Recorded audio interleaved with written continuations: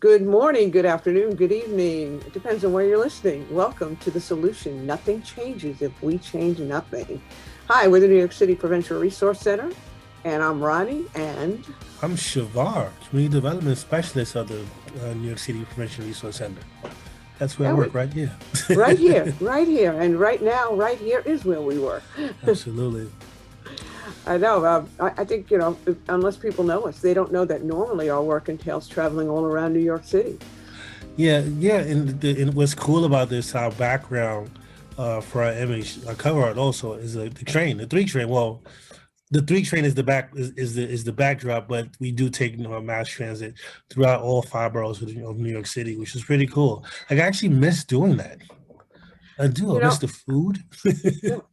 I I miss the food, the people, watching people on the train. There's kind of an enchantment about the train. New York City transit can really be like a drag if you're doing it all the time. But when you're Yeah, going somewhere sometimes and you see yeah. people, young people, who traveling on their own. I mean, my wife is from down south, and she's always amazed that people, young kids, travel on the train by themselves to their schools.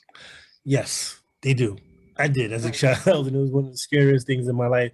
But you get used to it. Like, the part that I miss about is the train part is it gave me time to reflect on whatever meetings we have gone to, Hmm. Hmm.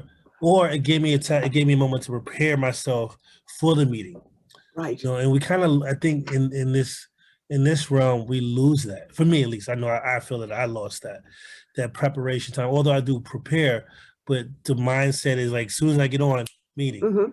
soon as, like, Ronnie, this, as soon as we get on, oh, we have to leave to go to another meeting. Oh, it's insane. It is In a so meeting. insane. I mean, sometimes it feels like we don't get to breathe. No, yeah, absolutely. And it's not only us. I've noticed in meetings where people do the same thing. They're like, "Oh, I'm so sorry, I was late because I was at another meeting, and I have to leave early to go another meeting." I'm like, "Wow, this isn't good." Like, No, it's pretty crazy. I mean, when you think about it, normally, okay, say we have two or three coalition meetings in a day. right, I'm going to go to one, you're going to go to another, and one or two of the other community development specialists will hit the third one. right, Now we're all going to every single meeting. yes. And we work with what, 17 coalitions? That starts to be a Hmm. lot of meetings. you know, I mean, it's crazy. it's a gift and a curse in that. I mean, the gift is that we get to all be able to support each other, and I miss seeing all the coalitions. The curse is we're at every single meeting, and like I said, there's no downtime, because I know I'm going to overshare. Part of what our work and our reports is to write travel time. So travel time is a click. We haven't entered travel time in 10 months now. It's literally a click to the next meeting. I Which also is, miss our networking events where we oh got to yes, see a whole bunch of people in one room together and share a meal. There's something very intimate about sharing a meal to me. You know, I'm from a family where food was love, and just that's how I spread love a lot of times through food. And every time we'd have a meeting or a networking event, I used to obsess over the food. Like, no, we have to get something really great because we want them to be well fed. And people always talk about our food. yes, you did. And I miss the food myself. I love the food. I want to shout out some restaurants, but I'm not sure they're still around because of the pandemic. So I'm gonna leave it at that. What But was there your was some good. favorite? What are some of the better ones? Well, I do know after getting those empanada mama. I knew you were After going to getting say that. after getting that empanada, I went out and took my family. We're going to empanada mama. There was one. There is, well, I don't know where they are anymore. I know there was one in Times Square, and there was one further down, way downtown, like near the Lower East Side. I ended up going to both. I ended up going. Me and my daughter went to the one in Times Square because it was 24 hours. So it was like we were up like Mm. 2 in the morning. I'm like, "Do you want empanadas?" She goes, "Yes." I said, Let's go get empanadas." So when we Or the went, best empanadas I've ever eaten. And I they can't were, even tell you I ate that many because half the time they were already yeah, they were left. gone. They were gone. They were definitely good. I definitely missed. I mean, by far my favorite. All the food was good. I don't want to take anything from any of the other restaurants that we were ordered from. They were all good. But the other part I miss is the social interaction. like, you know, you kind of hinted at that, you know, being, you know, granted being together and eating together is good, but also talking. As I remember when we would do trainings or networking events, you know, we would go around and walk around Mm-hmm. and converse with the participants and, hey, how was your day? Oh my God, I noticed you did this, or I noticed you said that. It's that there's no granted, you know, we have to have a personal space now. Like, we have too much personal space because we don't get to, unless we go, hey, let's go to a private Zoom room. It's kind of awkward. I know. Like, why did they leave? No, like, it makes it so personal. You become a human again. You know, you're not the presenter. You're a part of the group. You know, and that's what made it cool for me, because, like, you know, when I would see people at conferences or at their meetings or anywhere else outside of a training or network event, they would say, "Hey, Chevar, do you remember me?" I'm like, yes, I do remember you. You know, you have that personal, you make that personal bond. That's what I'm looking for. You make a bond. Mm-hmm. And I don't know how effective Zoom. I don't want to say Zoom, virtual, because, like, I don't. It's because we use Zoom, but there's Google Meets, there's Teams, there's all the different platforms. So the virtual world doesn't allow that personal bond that you would get face to face with someone, I believe. I think you're right. I think most people would agree with you about that too. Um, and I had been out of New York for 17 years. And when I came back, one of the things I noticed was how affectionate New Yorkers are. We are.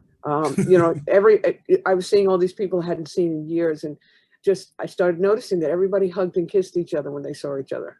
It wasn't just like a cold handshake; it was an embrace. You know, a friendly kiss. I mean, that's not going to change. I mean, maybe not the hugs. We'll have to see, but I don't know. It's going to change drastically. I mean, I don't anticipate all those meals anymore that we provided. Yeah, that's gonna be a long time from now.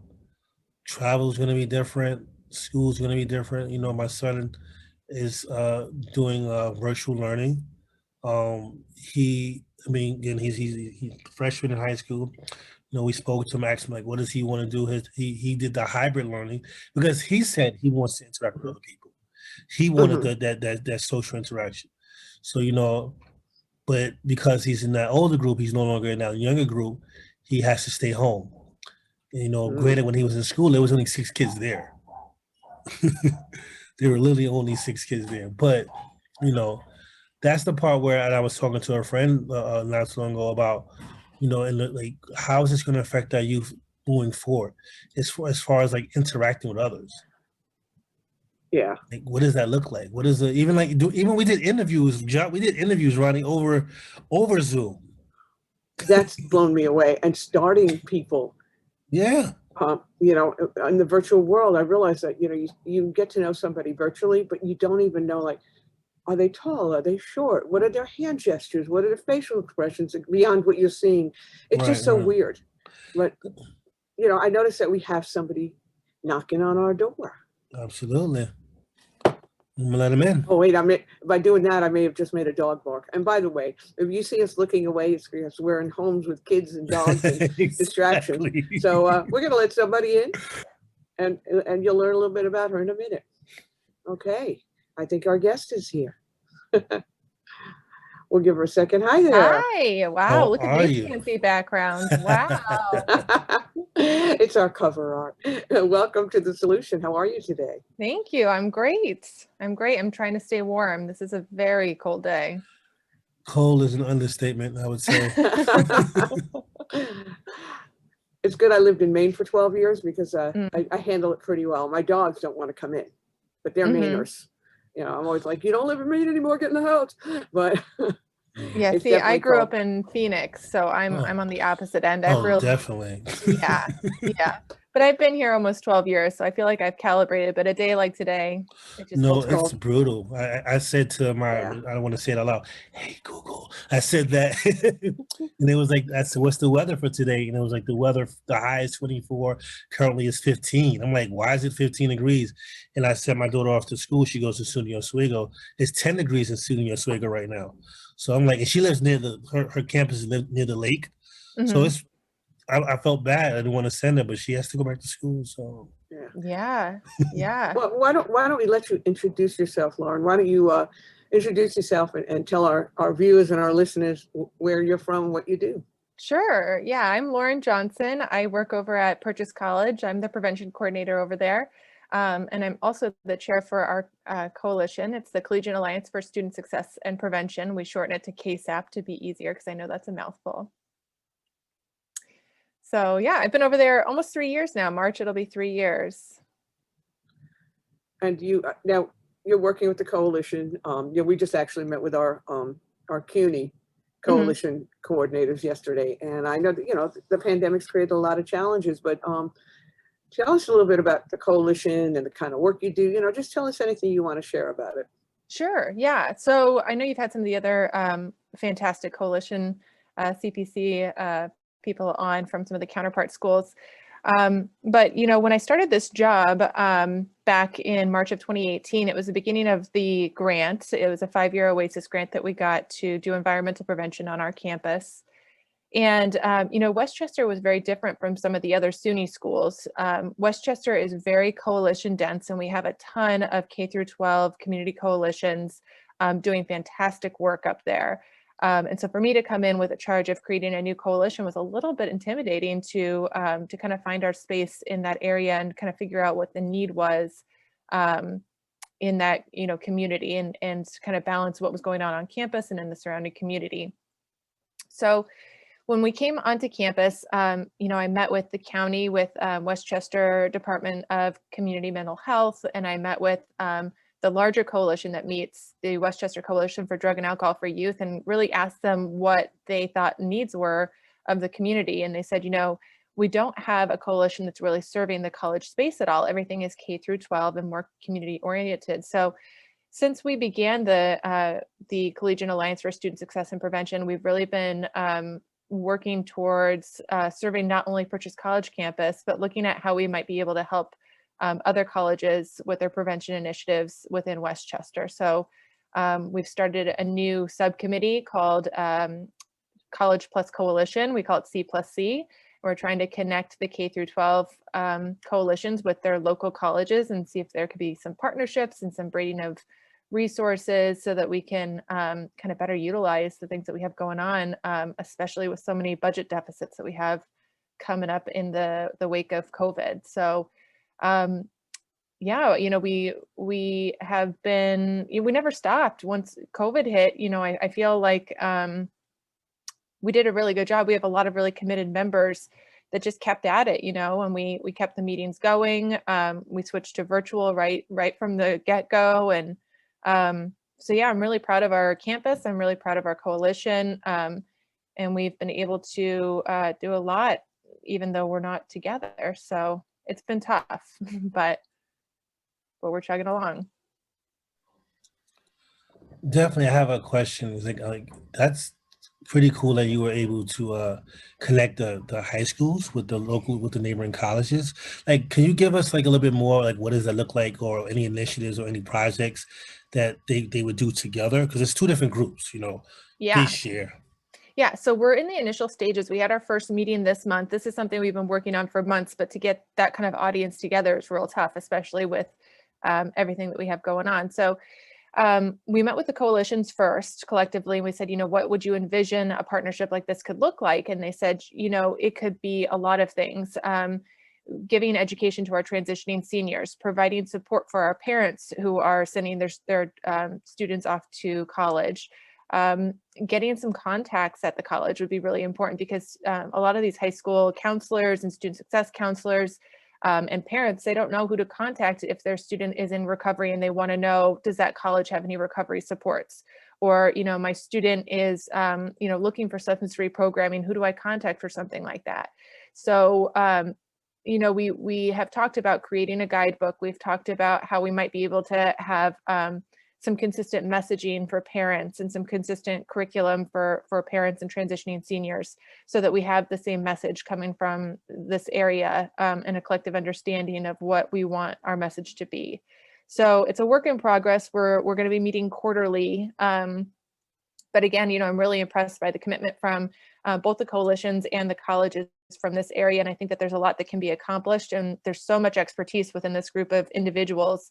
And to just share that is invaluable, so I'll keep you updated on what we achieve. And it's great to hear about too, because we were just talking about that kind of collaboration with our CPCs yesterday.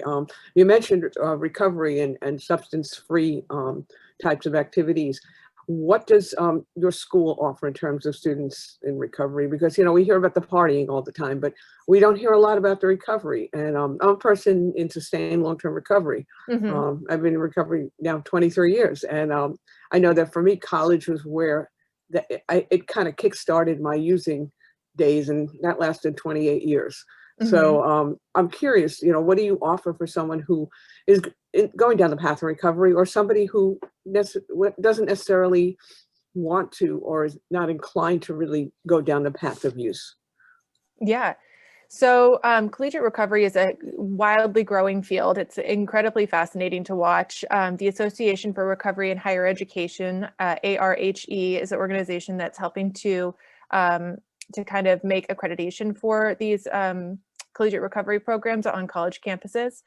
But Purchase College, when I first came onto campus and I was kind of doing our needs assessment to see what was needed on the prevention side, a lot of students were telling me that they wanted relapse prevention and they wanted recovery support. And, OASIS was not super thrilled with using the prevention money in that way.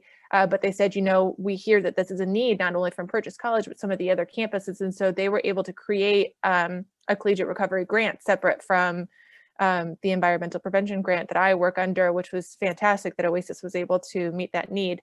So Purchase did apply for that grant, and we were one of the recipients of that grant. And we were able to hire a recovery coordinator back in 2019. And they started a program with some of our students. So, collegiate recovery looks different on every campus, but for us, we had a group of about 12 students who were either allies of students who were in recovery, who came from families of addiction, and they really were supportive of having substance-free programming on campus because they had that negative relationship with substances, and they didn't want to put themselves in that kind of environment. And having substance-free spaces and substance-free programming was essential to their success on college campuses. And we have so much research that shows us that, that college success is so closely tied with, substance-free programming and being able to have support for students who are in recovery. So yeah, we got a program running. We have a dedicated space on our college campus called the Harbor, which was set up by our recovery coordinator. And so it's a safe space where students and their allies can come and do programming. They can hang out, they can have meetings. We have all sorts of different recovery oriented meetings. Our students who work in the space previous to COVID, because now they obviously are not working there, they were all trained as recovery coaches. So that's a huge benefit for our students who are recovering there, or who are participating there, to get that training. So I feel like we had just gotten off the ground with that program when COVID hit. And so that's been kind of a huge hit to our community, but the recovery coordinator was able to translate those meetings to being electronic and being online. And he was able to carry that for a while, but he actually just left us. He's on to pursue his PhD. So while we're sad to see him go, he's moving on to some really great things.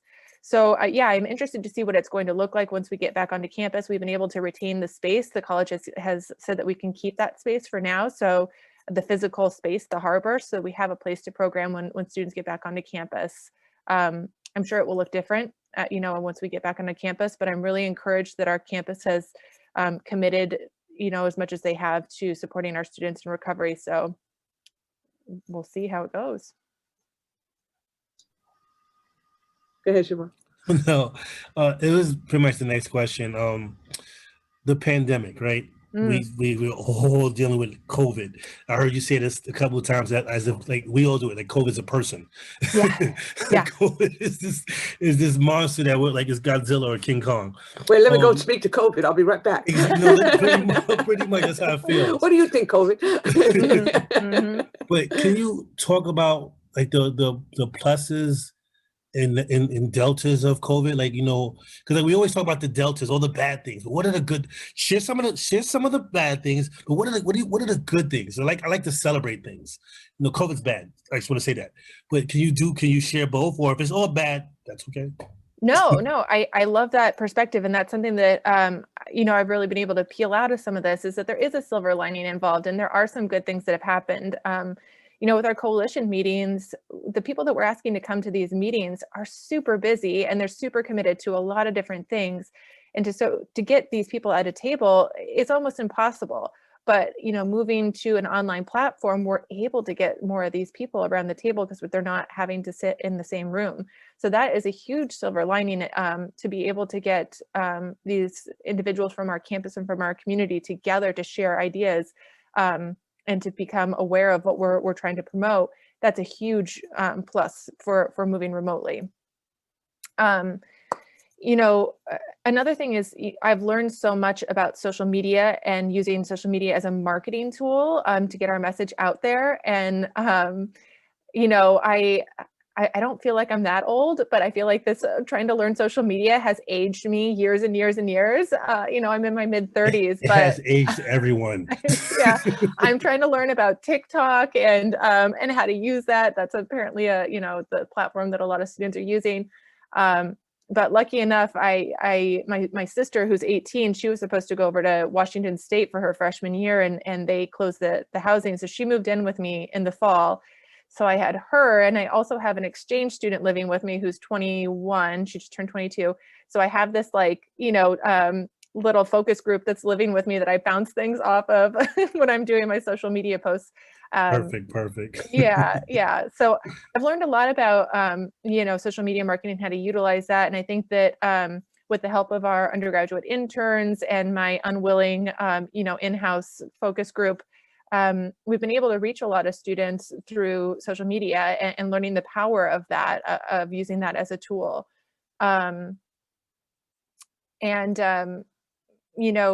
Students who may not come to a program on campus because it's of sensitive nature, they may view a previously recorded program, that's asynchronous through either our social media or our website.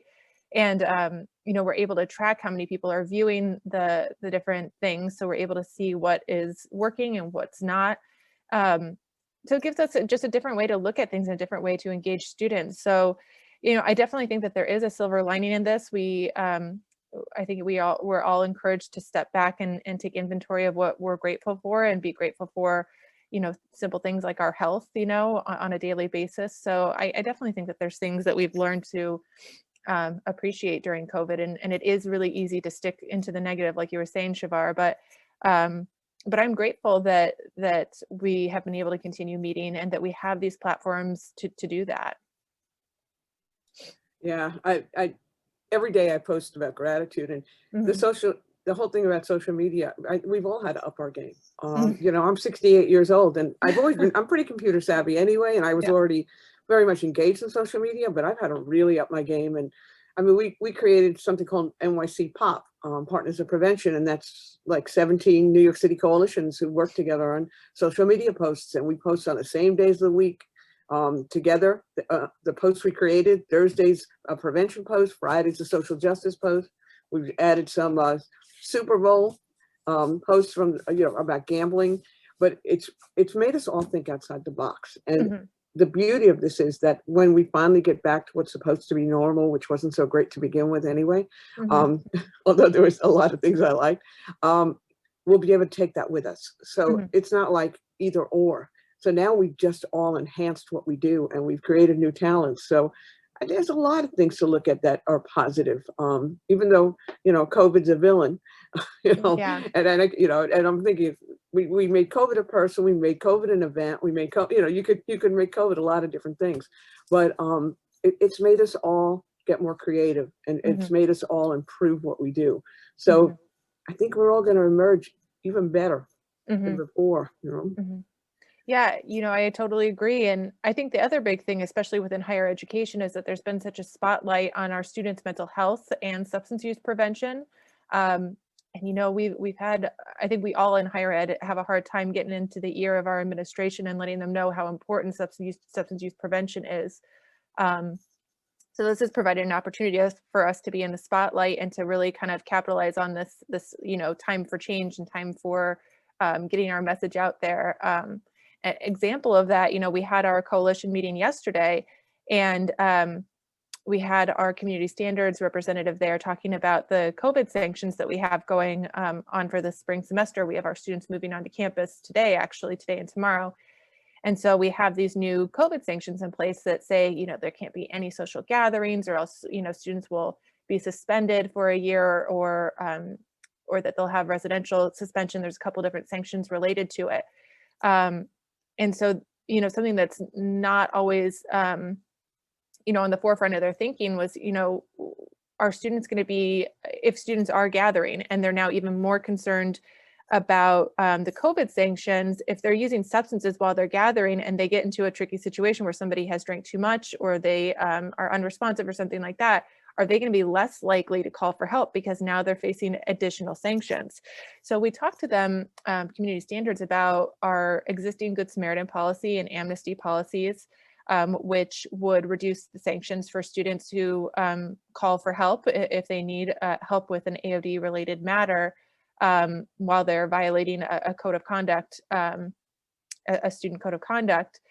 And so they are willing to talk about how they can implement the Good Samaritan and amnesty policy with these COVID sanctions, so that we can encourage students to call for help if they do need it, if they are violating our student code of conduct as it relates to alcohol, tobacco, or other drugs, or COVID, so that we make sure that students who are in these high-risk situations know that they can call for help, and that they would be that they might, their sanctions might be reduced if they're calling for help. You mentioned something like briefly, and this is something I talk about all the time about, mental health and positive well-being. Like, have you guys talked about that connection where some of the students will be isolated in their dorm rooms because they can't go to social gatherings, and also because they're quarantined, that they may use more substance? Have those three been tied together, or has there been a discussion around that? Absolutely. Yeah. We at Purchase College, we're undergoing an organizational shift right now where all of our substance use prevention, treatment, recovery is being integrated into our counseling center. And so our counseling center is fantastic. Throughout the entire pandemic, if any student had been quarantined, they have one of their counselors reach out to that person in quarantine, that student in quarantine, just to check in on them and see how they're doing, and talk with them. So they've been proactively outreaching throughout the entire pandemic. And now that we're having students proactively quarantine when they're moving back into campus, they're doing that same thing where they're outreaching these students and just saying, just being another voice on the end of the phone, because it can get really overwhelming really quickly. And if students aren't checking in with themselves, things can sneak up pretty quickly. So the counseling center is super aware of that, and they're really proactive in doing outreach. And I've been really impressed by their proactive efforts to try and help with that. But we're aware of, there's going to be long-term implications with this, with mental health for our students, and that we're going to have to provide more support for them. So the entire community, I can speak for Westchester at least, has been super awesome about making sure that everybody is aware of what community providers are available, how to reach out to them. Our counseling center on campus provides a lot of really great services, but if these students are in higher need of, than what the campus can provide, the counseling center has been, just keeping up on what's going on in the community and what resources exist. And for our remote students too, they've connected with the service is called Thriving Campus, I believe, to connect students to providers in their area if they're not in our Westchester community. So there's been a lot of really great things happening to make sure that the needs of our students are met. And like I said, the spotlight on our students' mental health has really been a great thing to come from this. I have a quick question. I know Ronnie has a burning question, but I have a really quick question. how are the students involved in this dialogue? Is it Mhm. only coming from administration? Is it like a focus group? Like how are, because I know a lot of times, like I used to be a program director, and it was always top heavy. So Mhm. I would say, can we bring our students into these conversations? Like what is that happening there, or is that a part of the process? Can you talk about that really quickly? Well, a little Yeah. bit. Yeah, coming from my position, I mean, I used to get to talk to students all the time. We had, a programming space in the wellness center. I could just drop in and pick students' brains at any time, so that's been one of the harder things for me, is not being able to get the perspective of the students. And now that looks different for me. What I've learned is it's called social listening when you go onto your social media. And so I'm seeing what the students are doing from what they're putting on their social media, but that's different, right? That's different than having these one-on-one conversations or seeing what's going on campus. Um, so, students have not been as involved as we wanted them to be. We've had some focus groups with our students to kind of ask some of these questions. But what we've done is we've set up a way for our students to access peer supports in the spring. So the Counseling Center is working on developing these peer support groups and training peers to run these peer support groups on a variety of different issues that they're going to be facing when they come back onto campus. So again, I'm super impressed with our Counseling Center and how proactive they've been in being able to do that and making sure that they get the youth involvement, because like you're saying, this top-down thing, whether it's developing social media messages or providing support, it's really important to get the student involvement and youth support with that. So it's been hard though. And I'm on these collective calls with other campuses, and they're having similar difficulties, because at the end of the day, students do not want to jump on another Zoom to talk about, what they're experiencing to help us. They are just zoomed out, we call it. I think we're all zoomed out, and I always say, like, as an adult, if I have Zoom fatigue, what is a person younger than me going to have? Hmm. So Hmm. we have to be very mindful of that. It's like, well, they're young and they can just do it. Like, how many meetings were you on today? Yeah. I mean, yeah, every interaction needs to be consumed online now, and it's really difficult. And I've been lucky to not, especially over the winter break, I haven't had as many Zoom calls. But I mean, as it's ramping up now, I can kind of tell the toll that it's taking on my physical well-being. Mhm. So yeah, students, they're going through it right now. Yeah, it definitely affects us, and we're not going to even know long term how it affects Hmm. us. I know right now, and I've had endless Zoom calls. It affects my sleep. Hmm. Last night my mind wouldn't shut off, and I Right. hate that feeling. So what do? I put on the TV. Gee, that helps. Right. But it's hard. So I think that's what's going on with so many. I mean, what is it doing to people's attention spans? What Hmm. are the ramifications beyond that? But I wasn't going to ask a question as much as make a comment. I think it's so great that you're looking at the Good Samaritan law and how it applies to this. Hmm. I used to work for public health in Portland, Maine. I Hmm. used to be the coordinator for all the substance misuse prevention programs, and that was before the Good Samaritan law was in place, and people wouldn't call 911 because they were so afraid of getting busted. And it's a similar type of stigma. So that was just so interesting to me, and such a great thing. I think that's something that I'm going to bring up now with other coalitions and other groups. You need to look at your laws and how you can apply them now, because people are going to be shy about calling. They don't want to get in trouble. So what a Absolutely. great thing. I mean, I really, that really, it struck a chord with me, because we used to have so much trouble getting people just to call 911. We Yeah. had a whole campaign about it, before the Good Sam laws. Even with the Good Sam laws, people don't always understand. Yeah. I mean, yeah, Chevar, you were asking about youth involvement, and last semester we had one of our sexual health student groups kind of weigh in. I don't remember if it was on a focus group or one of the programming things that I kind of jumped in on. But they were talking about how, as young people, their sexual relationships are really important to them, and coming back onto campus, being told that you can't be in the same room as somebody affects their sexual health. And so I forget where I was going with this in relation to what you were saying, Ronni, but if students are going to be together, even in that way, they're violating our policy, and so it really affects their ability to gather. And so I've gotten back on my train of thought. So what the students had said when they were talking about that is that these sanctions that come with COVID are really scary, and it scares them and intimidates them. And they were afraid that if they were to get in a tricky situation, whether it was, if they got into a dangerous sexual violence type situation or an alcohol or other drug situation, that they were afraid that they wouldn't reach out for help because they were so afraid that they were going to get derailed in their college career because they would get suspended or they would be on residential probation. They have nowhere else to go besides living on campus. So we were able to listen to what the students were saying about this being a unique concern with, even having romantic relationships on campus. They can't have that because they can't be in the same room. And so what's at stake with, how do we address this and help promote these, them calling for help if they need to, it's interesting to hear what the students are thinking about. What's, for us, it makes a lot of sense to have these COVID sanctions because we want to discourage students from gathering socially, but what does that mean for the student? It trickles down to even the romantic relationships. No, that's great. This so needs to be a part of the conversation. And speaking of conversations, where ours is winding down because our time is almost up, but we always like to ask with a fun, end with a fun question. So our fun question we always ask people is, what did you want to be when you were growing up? I wanted to be a pediatrician, believe it or not. Nice.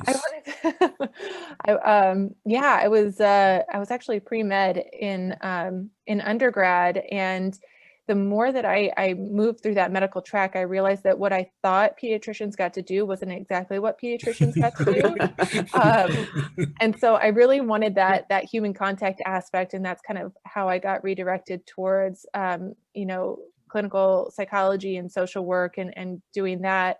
And it was my work in Montana that led me more onto the substance misuse prevention and recovery track. And so I found my place. I found my home. I really love where I work. I have 3 young children, so I go to the pediatrician quite frequently with them. And I do have a little inkling of me that's like, man, this looks so fun to be a pediatrician, but I'm glad that I ended up where I did. Well, so are we. And we thank you so much for being here today with us. The conversation just before we turned around, it's already almost 30 minutes. So, maybe you'll come back and tell us how it's going in a few months and, update us on your efforts, because you brought up some points today that I think need to be a part of the larger conversation. Absolutely. Thank you. Thanks for having me. I mean, the NYC Pop and this podcast is so impressive. And I think the work that you both are doing is so important. And thank you. So I'm really proud to be a part of it. Well, we're pleased to have you here today. Thank you so much. And we're going to stick around and finish it out. So we'll see you again soon, hopefully. Great. Thanks you. Have a great weekend. Stay warm. Yes, you stay warm I too. hope so. Take care. Good to see you. Oh, that was great. That was good. I felt a lot came out of it. She shared a lot that we can share not only with our college coalitions. Some of that information go to our community coalitions also. So it was great. Yeah, I mean, these are things I didn't even think about the Good Samaritan law. That's so important because it's taken people so long just to embrace it when reporting an overdose. But this brings in a whole new dimension that I just never thought about. And I'm glad they're focusing on I'm glad the youth are able to talk about their mental health and how it affects them, their social interaction. Like, I didn't even think about like their sexual health. I'm like, wow, that didn't even come into my mind. I'm like, there's so much out there that we're only scraping the surface, not even the surface, like some of these things. I mean, when you think about it, how's it going to affect their intimacy and their relationships down the road and through the rest of their lives? This is a whole other animal that I'm glad we had this conversation with Lauren, because it even opened my eyes up to even more that I haven't thought about. When I do talk to my friends outside of this podcast about these things, like, dude, did you even think of this? Like, what? Me neither. And I know that's just gonna happen, because when I'm done, I'm gonna call some friends later on tonight. Well, this is something definitely to bring up with our coalitions that we work with too. It's just, she blew me away with that. And, and as she was talking, I was thinking of, I have this pet peeve. We sit home, we watch like SVU, we watch all these shows. And what's this thing they do? They all wear the masks into the building and then they take them off and start talking. Yeah. And every TV show I see, they have this chance to like influence people and role model, because I was thinking of that, people inside without what is the point of wearing the mask out in the street? And then you walk into the small room, like in the Yeah. squad room or in the, a medical show, and the masks come off. What's up with that? I don't know. I think, I don't know. I don't have a good answer for that. I could make up an answer, but I don't want to. But have you noticed that? Yes, I have. Like, Okay, so it's not just me. no, it's not just you. Like, I watch, and it's like, even with the like, I'm not the biggest reality television show fan. But when I do see them, I'm like, you see like the wholesale. He or she, or they will have the mask hanging off their ear, talking to like, no, put your mask back on. I don't know. No, you can't do that. Yeah, there's so many things that this time period is going to influence for the future, and Yes, you know, big time. it leaves you thinking about a lot. But she opened up some real good thoughts today, and I really appreciated her being here. Me too. It was a good one. I mean, they're all good. They're all good. But, I like the fact that she shared all those things. And this information will be shared throughout, whether you're listening or watching, or if we're having a conversation with you at a meeting, we're going to share this information. Well, I think we're at that time, and I'm in a room where the door is closed and there's no heat getting in here. So what is it today? 17 degrees out there? Yes, it is. We'll feel like -3 or -5. Oh, my goodness. It's chilly even for me. So I'm definitely looking forward to opening the door and letting some heat in this room. Well, you stay warm. Of course I will. And for those of you guys who are listening and watching, hope you guys see us. Hope you guys hear us. Until next time. Bye-bye. And don't forget to subscribe to our channel. Yes, subscribe. So there's the button there. Somewhere, right-hand corner. Thank you right. for tuning in today. This is Ronni signing out, and Chevar, the solution, nothing changes if we change nothing. okay, have a good one.